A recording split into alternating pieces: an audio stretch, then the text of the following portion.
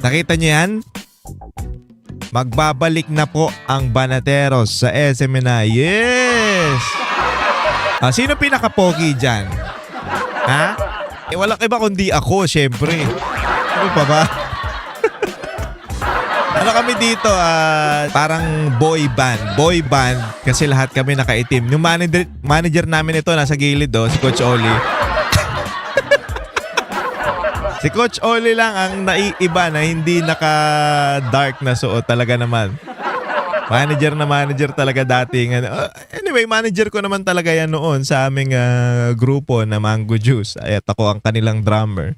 Pero ngayon, pormahan talaga ni Coach Oli. Manager na manager. Iba talaga. Sinong mas payat? Si Boss Dada o si Jay Guevara? Sino bang yan? Mas pumayat na si Boss Dada. Wala nang siya noon. Lupit. Si Banat ba Ngiting panalo si Boss